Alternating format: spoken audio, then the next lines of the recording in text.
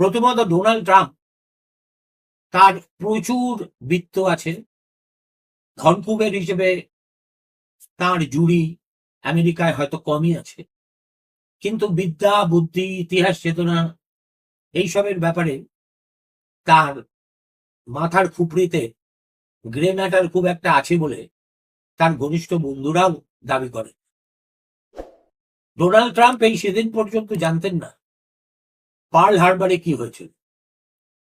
এছাড়া তার প্রথম দফার প্রেসিডেন্ট কালে এবং দ্বিতীয় দফার এই 1 মাসে তিনি এত আবোল তাবোল কথা বলেছেন এবং একেবারে অবলীলায় মিথ্যা কথা বলার যে ট্র্যাডিশন প্রথমবার শুরু করেছিলেন, সেই ট্র্যাডিশনে অবিচল আছেন।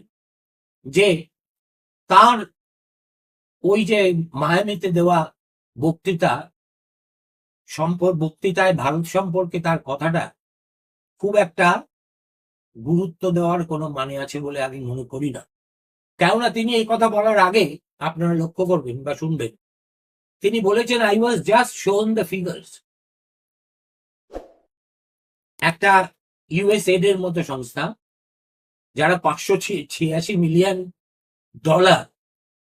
বিশ্বের বিভিন্ন দেশে ব্যয় করে, সেখান থেকে 21 মিলিয়নের যে তত্ত্বটা, সেটা সঠিকভাবে তিনি দেখেছেন কিনা বা পড়েছেন কিনা বা বুঝেছেনই কিনা তা নিয়ে যথেষ্ট সন্দেহ আছে।